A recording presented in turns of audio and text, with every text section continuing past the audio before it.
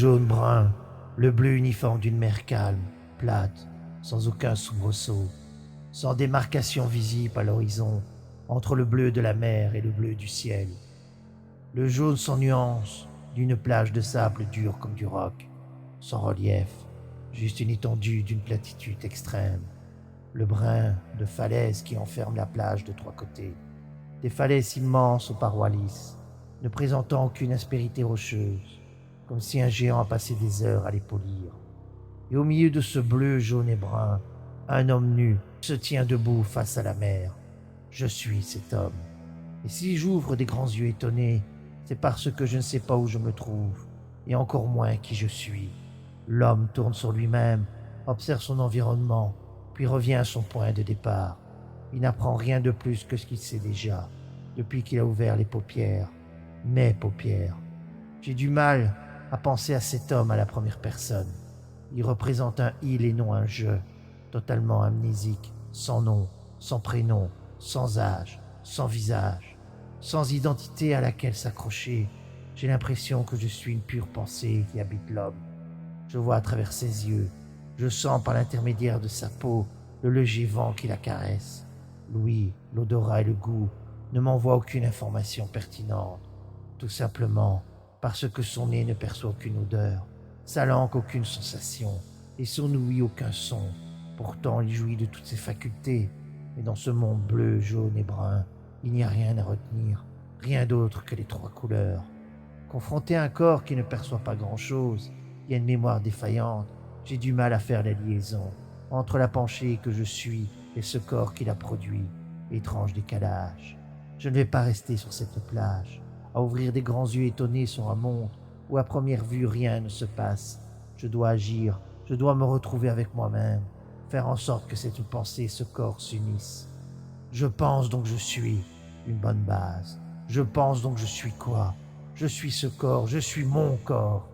Et ce corps accepte enfin de me suivre, de me réintégrer en lui, accepte que je pense réellement pour lui et non plus comme un point désincarné. Je tombe dans le corps et je me sens enfin impliqué par le fait que je suis debout devant une mer lisse. L'étonnement animal du corps se transforme en peur de l'esprit. Qu'est-ce que je fais ici?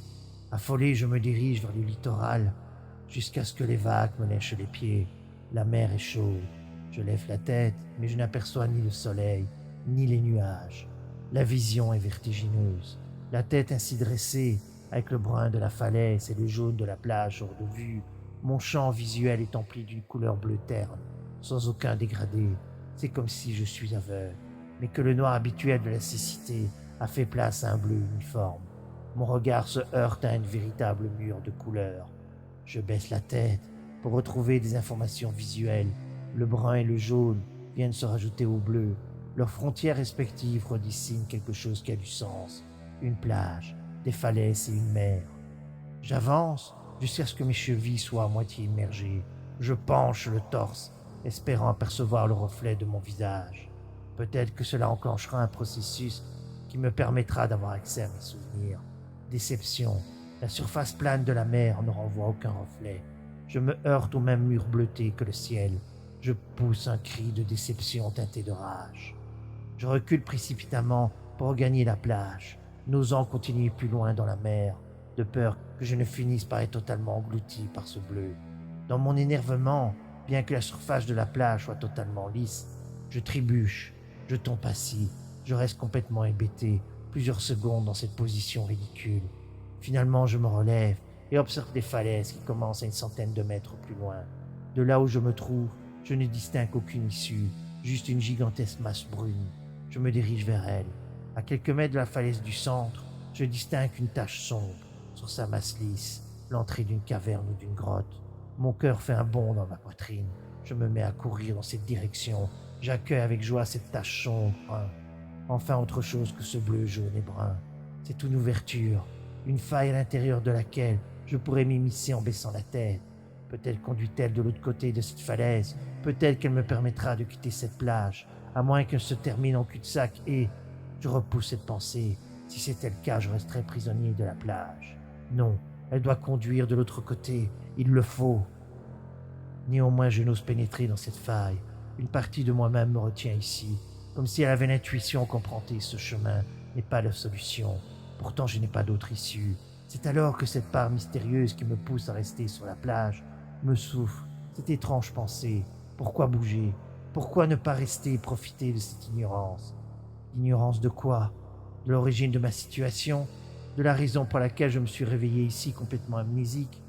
Je devine que la faille représente une solution à ce mystère, mais qu'une partie de moi-même sait qu'il ne faut pas franchir ce passage. Cette part a sans doute accès à mes souvenirs et tente de me prévenir de ce qui se cache dans la faille. Je décide alors de remettre à plus tard l'exploration de ce passage. Je m'assieds face à la falaise, les genoux remontés sur ma poitrine, et décide d'explorer le mur lisse de ma mémoire, afin de découvrir s'il n'existerait pas là aussi une faille qui me donnerait accès à mon passé. Je ferme les yeux, je respire à fond, j'essaie de me détendre, de faire le vide dans mon esprit, afin d'offrir à mes souvenirs un espace à envahir. Au bout d'une minute, une image jaillit dans mon esprit vide, une image qui m'attrape et me propulse ailleurs. Flash! Devant moi, un fauteuil au centre d'une grotte aux parois rocheuses polies. Au-dessus du fauteuil, un casque avec une visière relevée, relié par un gros câble torsadé à une plaque de métal fixée dans la roche du plafond.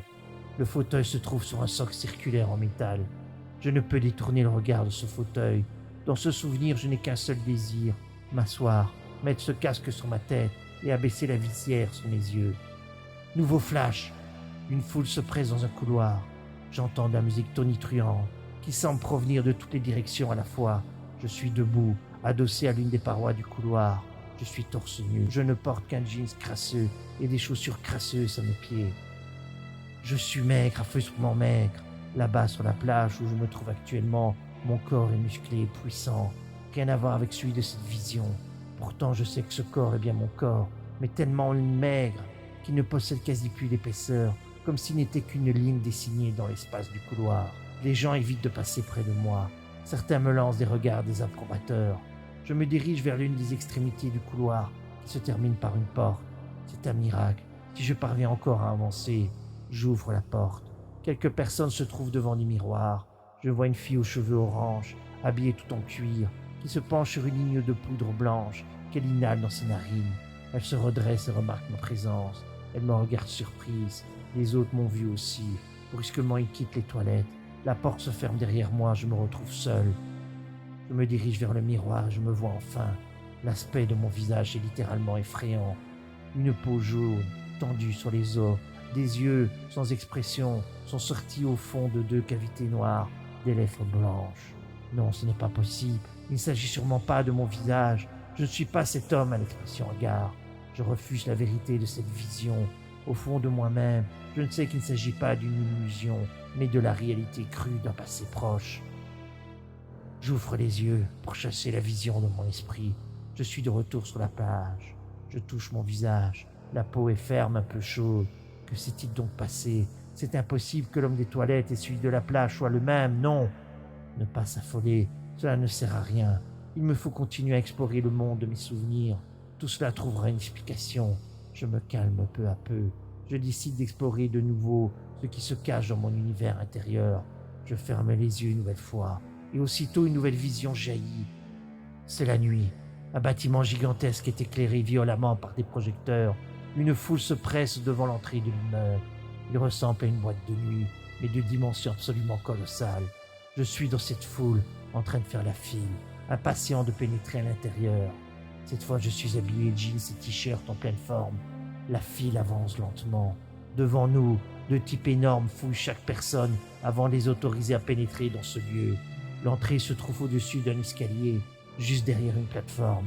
Je vois une jeune femme debout sur la plateforme. Elle est habillée tout en blanc. Elle porte des gants résille. Un long manteau recouvre son corps. Elle observe la foule.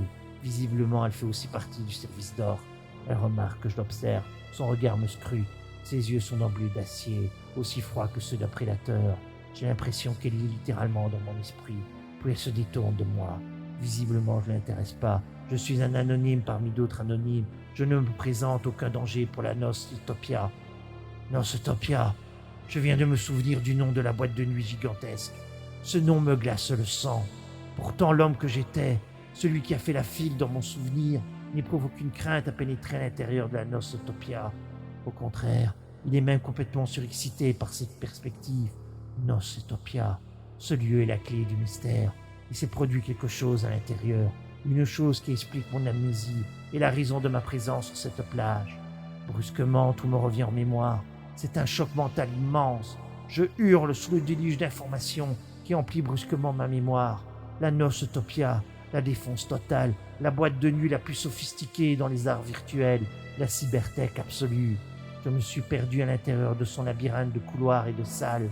La plage est la seule issue que j'ai trouvée pour m'enfuir de son univers. Je me souviens des moindres détails, même si je n'ose pas encore accéder à la raison de mon amnésie passagère, ni encore moins à ma présence sur cette plage. Je savais que la révélation serait terrible, immense, pourtant je veux la connaître. L'esprit humain est ainsi fait, il a toujours besoin de savoir, de connaître le pourquoi des choses, plutôt que de rester dans l'ignorance. Reprenons tout depuis le début, afin de remettre de l'ordre dans le chaos des souvenirs, d'agencer les événements dans leur ordre chronologique, jusqu'à leur aboutissement ultime. Je m'appelle Spire, Jonathan Spire. Je suis un jeune homme de 21 ans, un type qui en avait marre de sa vie, qui lui apparaissait triste, grise, terne. Je n'avais pas beaucoup d'espoir, ni de rêve dans la vie, et même si j'en avais eu, je ne savais pas comment j'aurais pu les réaliser. Je vivais dans la métropole de Montel, où j'étais né du mauvais côté de la barrière. J'étais un minable qui vivait au milieu des paumés dans la zone urbaine connue sous le nom des bas-fonds. J'ai refusé ce destin. La seule solution qui s'offrait à moi, fouiller dans une autre réalité, et seule la Nosotopia propose cette possibilité. C'est un lieu où se retrouvent toutes les classes sociales de la vie, où les hiérarchies n'existent plus. Nous sommes tous égaux devant les réalités virtuelles de la cybertech. Une fois connecté à l'une d'elles, on peut devenir ce que l'on veut, vivre dans des univers où l'on réalise ses rêves les plus fous. Ce que l'on est dans la réalité n'a plus d'importance. On endosse une nouvelle identité. La Nosotopia est le dealer des rêves les plus absolus, de la drogue suprême, des tripes les plus intenses et tangibles qu'on puisse concevoir. Seulement voilà, il faut de l'argent. L'accès à un casque de réalité virtuelle coûte cher, mais le Nosotopia a tout prévu. Son système économique est simple. Les clients ponctuels, qui représentent à peu près les 2/3 de la population, qui jour et nuit se pressent dans les galeries et dans les salles, payent la nourriture, les boissons, les drogues synthétiques avec l'argent officiel du pays. Cet argent est investi par la suite dans l'achat de nouvelles machines, sonoprojecteurs virtuels. Les clients permanents, surnommés les FANAS, et qui ne sortent jamais de la Nosotopia, travaillent quelques heures par jour dans les usines de la noce. La Nosotopia abrite en effet dans ses souterrains des ateliers de confection clandestine.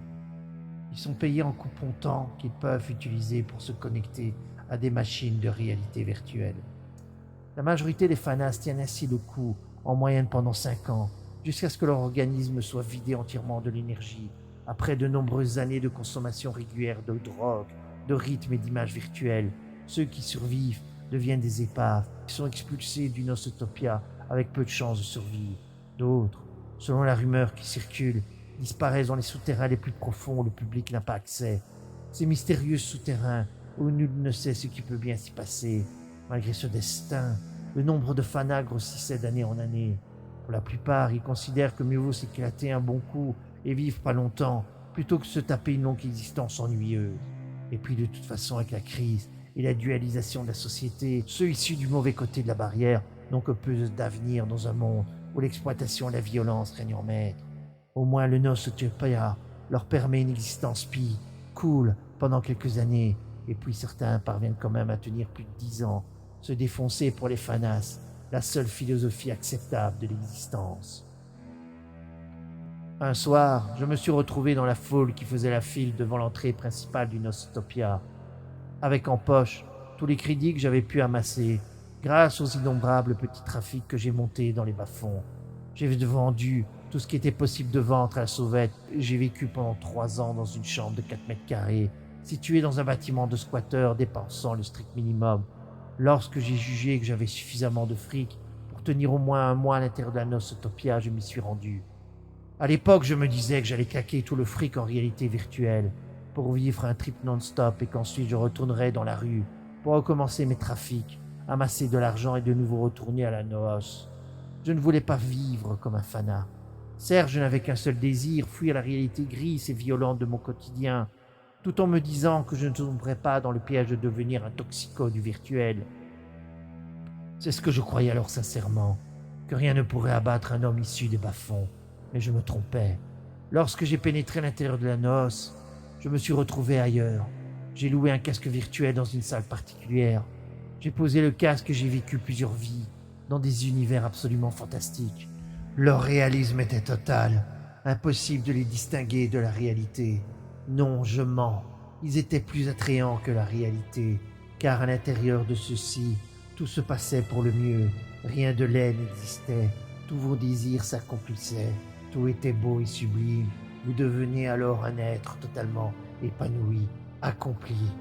J'ai été ainsi le roi d'un royaume Nikki où les hommes et les femmes dauphins vivaient en harmonie complète, où la nuit, les étoiles brillaient de mille feux au-dessus de la couche royale. J'ai été aussi un dieu trônant sur la face cachée de la lune, soumis à la caresse des vents solaires, entrant en contact avec les anges exterminateurs, voulant détruire Sodome pour ses péchés. Je les ai convaincus de renoncer à leur tâche. Et ensemble, on s'envolait vers la terre devenue un pur Éden d'orgie, où une est venue dévorer une pomme pendant que le serpent mordait Adam. Plus prosaïquement, j'ai été un homme simple, un paysan qui cultivait la terre, le dos brûlé par le soleil, aimé d'une jeune femme qui s'asseyait devant notre ferme pendant que je cultivais. Je n'étais jamais fatigué, aimant ce mouvement simple et naturel de creuser des sillons dans la terre avide d'engendrer des plantes.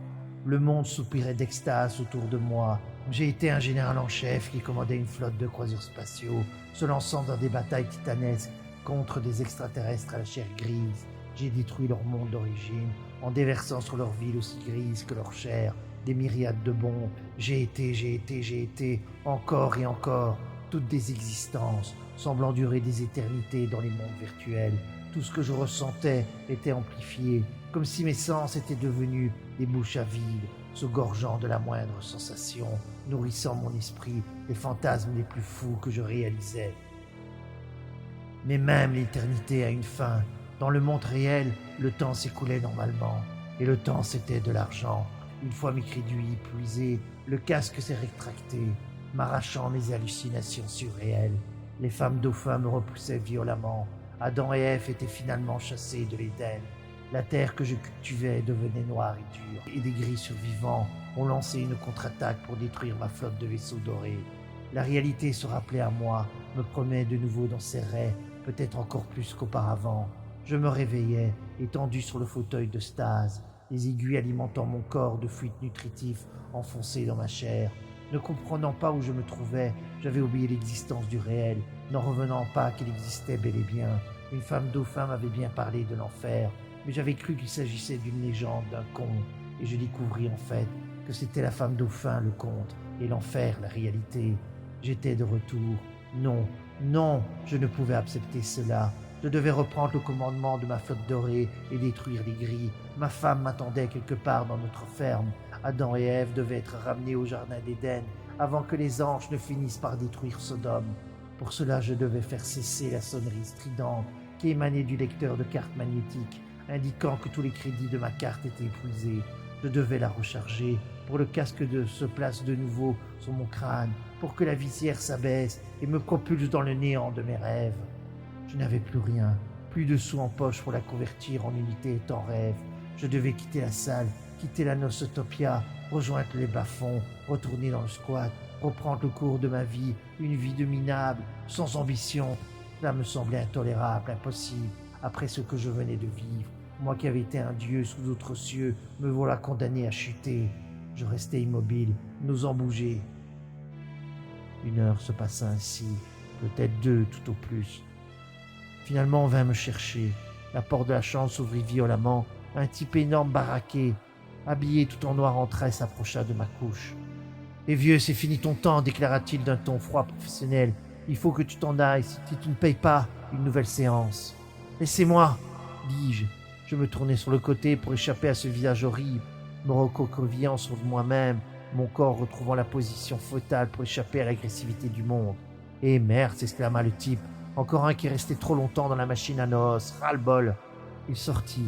Moi, je ne bougeais toujours pas. Peut-être n'allait-il pas revenir. Peut-être que je pourrais rester là. Il revient quelques minutes plus tard, il criait « Écoute, Doc, ce n'est plus possible. Il faut avertir les clients de ne pas rester en continu branchés sur les machines. Une semaine complète que ce pauvre gars est resté connecté, une semaine. » Celui qui l'avait appelé Doc répondit « Calme-toi, le type a payé rubis sur l'ongle pour qu'on l'on laisse tranquille dans sa chambre. Je lui ai donné à lire les instructions pour programmer la machine afin qu'elle effectue des pauses toutes les mi-journées. » Quoi?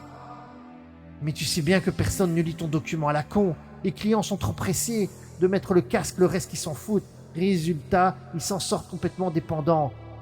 Oh, ça va, répondit le médecin. Non, ça va pas, reprit le garde. Le boss a dit qu'on devait faire gaffe. Heureusement que le type est issu des bas-fonds, donc personne ne viendra le respecter. Imagine que ce soit un fils de haute caste. Là, on serait vraiment dans la merde. Scandale et tout le tralala qui va avec. Non mais regarde-le, fais pitié à voir, il est incapable de faire face au réel. Cela fera un Fana de plus. Et alors, déclara le médecin, je suis pas cinglé. Quand j'ai vu comment le type était fringué, je savais qu'on ne risquait rien en cas de surdose. Tu crois que je n'ai pas fait attention? Et puis on a besoin de Fana, faut bien faire tourner les usines. Le garde reprit, tu crois que ce type sera capable de travailler en usine? Tu crois, toi? Mais il est bon à foutre directement à la poubelle. Ne t'en fais pas, répondit le doc. Dès qu'il comprendra qu'en travaillant quelques heures pour nous, il pourra se reconnecter sur une machine, il se mettra à bouger.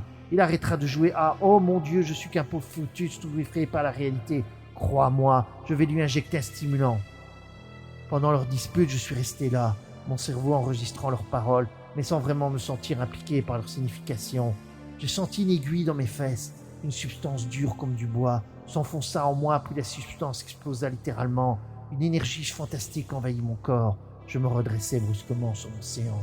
Le type avec la tête de brute avait disparu. Un homme avec des grosses lunettes me regardait en souriant et me dit « Bon, tu es prêt à travailler à présent. » J'ai travaillé comme un dingue dans les ateliers de la Nosotopia, à trier des casques, des lecteurs optiques qui défilaient devant moi sur un tapis roulant. Dès que je gagnais suffisamment de crédit, je les convertissais en unités temps rêve et je filais me connecter à une machine virtuelle.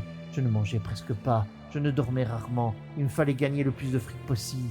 Chaque matin, un homme, souvent le doc, venait nous faire une injection de sa substance miracle. Cette dernière nous dopait à mort, mais brûlait à toute allure notre énergie vitale. Avec ce que je gagnais, je me pouvais offrir une plongée virtuelle d'une demi-journée à peu près tous les 4 jours. Toutefois, je ne me retrouvais pas à la qualité de ma première semaine de plongée. Le temps était trop court pour totalement oublier que j'existais aussi dans la réalité. L'angoisse me tenaillait lorsque j'étais étendu sur ma couche avec les femmes dauphins. J'avais toujours l'impression que le serpent mijotait un mauvais coup pour me chasser du jardin d'Éden. Souvent, je me disputais avec ma femme dans la ferme, et les gris n'arrêtaient pas de reprendre du poil de la bête et d'y jouer mes tentatives pour les empêcher de soumettre l'humanité à l'esclavage. Mais je ne pouvais me passer de mes voyages virtuels, de leur hyper-réalité. J'avais le sentiment alors d'exister pleinement. Dans l'usine, je n'étais qu'une poupée animée par l'énergie de la substance qu'on en injectait à nous autres, les fanas. De semaine en semaine, mon corps se détériorait. Il est arrivé un jour où je faisais de plus en plus d'erreurs sur la chaîne de triage. Peut-être à peine un an s'était écoulé depuis que j'avais pénétré à l'intérieur de la cybertech. J'avais du mal à me concentrer et les moindres gestes de mon corps me faisaient souffrir. La substance du doc ne me faisait plus rien. Je savais ce que cela signifiait. On allait me mettre au rencard expulsé de la Nosotopia. Cela en serait fini de mes voyages virtuels. À jamais. Je n'avais plus beaucoup de temps devant moi. Un Fana m'avait bien parlé d'une solution. La Nosotopia renouvelait sans cesse son matériel afin d'offrir la technologie la plus à la pointe de son public et donc les réalités virtuelles les plus réalistes que possible. Les anciennes machines n'étaient pas envoyées à la casse, mais nous entreposaient quelque part loin sous nos pieds. Certains contremaîtres les maintenaient clandestinement en activité pour leur usage personnel, mais ils avaient trop de machines. Le Fana m'expliqua que certains travailleurs, en bout de course comme moi, payaient les contremaîtres pour avoir accès à l'une de leurs machines. Bien sûr, ils demandaient une somme exorbitante, mais en échange, ils laissaient la machine connectée 24 heures sur 24. Ils avaient posé des dérivations pirates qui permettaient d'assurer un approvisionnement automatique en fluides nutritifs. On pouvait rester connecté à des réalités virtuelles jusqu'à ce que la mort s'en suive. Sur le moment, je n'ai pas cru à l'histoire du Fana. C'était sûrement une légende. Mais un jour, un contremaître vint me trouver alors que je me reposais quelques heures, couché dans un couloir de la Noos. Lorsque je le vis s'approcher, j'ai pris peur. J'étais persuadé qu'il venait me chercher pour m'expulser hors de la cybertech. Salut, fit-il en souriant. Tu es en bout de course, pas vrai? Je ne répondis rien, me contentant de le regarder effrayé. N'aie pas peur. Je ne viens pas pour t'empêcher de connaître le monde des rêves. Disons que j'ai un marché à te proposer, un espoir. Quoi? Parvins-je à chuchoter. Disons que tu me verses 2 semaines de salaire et je te conduis en bas dans les souterrains. Sur le moment, je ne compris pas ce qu'il voulait dire. Puis je me suis rappelé de ce que m'avait raconté le Fana. Je crois que tu sais ce dont je parle, poursuivit le contremaître. Viens me voir quand tu auras le fric. Sans rien ajouter, il partit. Pendant 2 semaines, j'ai travaillé dur. Durant cette période, je ne me suis pas connecté aux machines officielles, pour les appeler ainsi. Je devais économiser mon argent. Ce fut une période dure, très dure. Je m'affaiblissais de plus en plus, mais l'espoir me donnait la force de résister. De toute façon, je n'avais pas d'autre choix. Lorsque je me suis rendu auprès du contremaître, je n'étais plus que l'ombre de moi-même. Mes muscles avaient presque entièrement fondu, et mon esprit, qui n'avait plus été alimenté en réalité virtuelle pendant tant de jours, menaçait de décrocher à tout instant et de me laisser complètement aphasique. Je remis au contremaître la carte où étaient enregistrés tous mes crédits. Avant de l'accepter, il me déclara « J'aurais pas cru que tu aurais tenu le coup. C'est bon, je peux t'emmener pour que tes souffrances cessent, mais je dois te prévenir, les machines sont anciennes. Oh, ne t'inquiète pas, leur réalité virtuelle est très réaliste, mais parfois elle présente quelques défectuosités qui peuvent gâcher certaines scènes. Tu sais, je n'ai pas le temps ni le moyen de les entretenir. Tu es toujours partant ?» Je fais un signe affirmatif de la tête. Mieux valait des réalités virtuelles défectueuses que pas de réalité virtuelle du tout. Le contremaître finit par prendre la carte et me dit de le suivre. Nous avons marché pendant 1 heure, empruntant des couloirs déserts à peine éclairés qui s'enfonçaient de plus en plus loin sous le sol. Finalement, il s'arrêta devant une porte fermée dans une longue coursive qui comportait de chaque côté 10 portes semblables. « C'est ici, dit-il. Derrière cette porte, tu trouveras un modèle PZ-30. Il date d'il y a 2 ans. Tu trouveras les options habituelles. Pour un voyage définitif, il suffit de presser le bouton bleu. Comme je te l'ai dit, ici on ne fait pas d'entretien. Donc ne t'étonne pas à certains moments. Les réalités ont tendance à fluctuer. Elles finissent toujours par repartir de plus belle. » Il tapa un code sur les touches du boîtier situé à gauche de la porte. Le panneau se retracta dans la roche et il m'invita d'un signe à pénétrer à l'intérieur. Dès que je franchis le seuil, un projecteur éclaira le fauteuil de Stas. La porte se referma derrière moi. J'étais seul. Je me rapprochais lentement du fauteuil. Dans quelques minutes, j'allais commencer un voyage sans retour dans le monde des fantasmes. Mon cœur battait à tout rompre. Je m'assis dans le fauteuil et appuyai sur le bouton bleu qui se trouvait au bout de la coudoir gauche. Le casque se baissa, la visière se referma sur mon regard. Un espace infini envahit mon champ visuel. La machine était prête à la connexion. Il me suffirait de fermer les yeux pour que je sois entraîné dans l'univers des femmes dauphins ou que je me retrouve dans le jardin d'Éden. Je respirais. Je sentais la machine bourdonner autour de moi. Tout mon corps vibrait à son rythme. Ce rythme était trop fort, trop puissant. Mais je ne m'inquiétais pas outre mesure. Le contremaître m'avait prévenu. La machine pouvait souffrir de quelques défectuosités. Je me décidais, mais juste au moment où je fermais les yeux, un message d'alerte apparut dans l'espace sombre devant moi. Il était trop tard pour arrêter le mouvement de mes paupières. Elles se refermèrent sur mes globes oculaires et lorsque je les ouvris de nouveau, j'étais sur la plage. Voilà comment je me suis retrouvé ici, dans une réalité réduite à sa plus simple expression. Toutefois, une partie de moi-même m'empêche toujours de me souvenir du message d'erreur que j'ai eu le temps d'apercevoir juste avant la plongée. Sans doute ce lieu désert où il ne se passe rien est l'une des fameuses défectuosités dont m'a prévenu le contremaître. D'après ce que j'ai compris, le programme doit finalement reprendre son cours normal. Oui, mais cela n'explique pas mon amnésie. Cette résistance de l'esprit à me donner accès à la totalité de mes souvenirs. Il doit y avoir encore autre chose. Je me relève et me rapproche de la faille dans la falaise. Une partie de moi-même tente de me mettre en garde, surtout ne pas la franchir, mais je ne vois pas pourquoi. Dans une réalité virtuelle, une faille est toujours l'accès vers d'autres réalités virtuelles. D'ailleurs, dans la chambre de ma ferme, une faille dans le mur permet de passer à bord d'un vaisseau de combat contre les grilles. Pas de raison pour que ce soit différent ici. J'ai assez entendu, il est temps de quitter la plage. Je repose les protestations qui se font jour en moi, et d'un pas vif, je m'engage dans l'obscurité de la faille. Je me retrouve dans un couloir sombre, rectiligne. J'avance droit devant moi, et j'aperçois à quelques mètres la sortie. Je me mets à courir, franchis le seuil, et je me retrouve de nouveau sur la plage. Non, impossible. Cela ne doit pas être la même. Je tourne mon regard dans toutes les directions. Je n'aperçois que la mer devant moi et les falaises qui m'entourent. Je me retourne. La faille est là.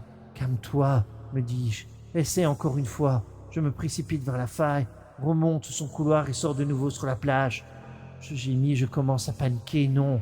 Je m'avance au centre de la plage et observe l'absence d'horizon.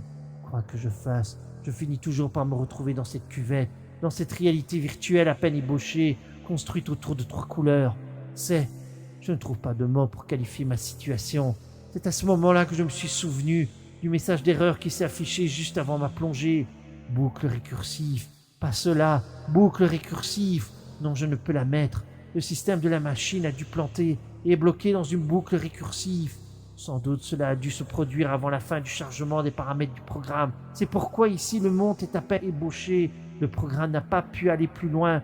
Il tourne sur lui-même, répétant inlassablement les mêmes instructions. Non, cela ne peut être vrai. Je suis bloqué dans une boucle récursive. Quoi que je fasse, j'aurais beau franchir encore et encore la faille, je me retrouverai toujours ici, sur cette plage. Et personne ne va venir pour débloquer le système. Le contremaître m'a expliqué que tout était automatique. Mon corps est nourri de fluide nutritif qui me maintient en vie. Mon esprit va vivre ici pendant des années, jusqu'à ce que mon corps meure de vieillesse. Même dans l'état physique où je me trouvais avant de me connecter, je vais tenir pendant de longues années. Je ne peux même pas me suicider pour en finir avec mon emprisonnement. Je suis emprisonné ici, là où rien ne se passe, à ne rien faire, rien faire. Je comprends alors l'origine de mon amnésie. Oublier ma situation, oublier ce qui s'est produit, c'est la seule solution qui me reste pour éviter la folie qui finira par me causer l'ennui. À chaque fois que je m'éveille ici amnésique, au moins j'ai quelque chose à faire dans ce lieu où rien ne se passe. Tenter de percer le mystère de ma situation, partir en quête de mes souvenirs, et quand je découvre la vérité, je décide de redevenir amnésique. Combien de fois auparavant ai-je agi de même? 100 fois, 1000 fois, 1 million de fois, je ne saurais le dire. Je suis bloqué dans une boucle récursive, et mon esprit s'est lui-même mis en boucle récursive. Comme les innombrables fois auparavant, je ferme les yeux et ordonne à mon esprit d'oublier, oublier, oublier, oublier. Tout devient noir. Les yeux s'ouvrent quelque part. Bleu, jaune, brun, le bleu uniforme d'une mer calme, plate, sans aucun soubresaut, sans démarcation visible à l'horizon, entre le bleu de la mer et le bleu du ciel. Le jaune sans nuance, d'une plage de sable dur comme du roc, sans relief, juste une étendue d'une platitude extrême. Le brun de falaises qui enferme la plage de 3 côtés. Des falaises immenses aux parois lisses, ne présentant aucune aspérité rocheuse, comme si un géant a passé des heures à les polir. Et au milieu de ce bleu, jaune et brun, un homme nu se tient debout face à la mer. Je suis cet homme. Et si j'ouvre des grands